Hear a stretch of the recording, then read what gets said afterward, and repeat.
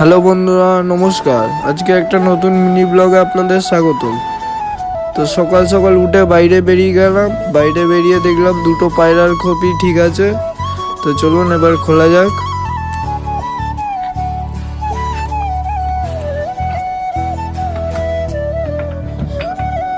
তো এই আগের দিনে এই সাদা পায়রাটা ধরেছিলাম, তো চলুন আপনাদের দেখিয়ে নিই।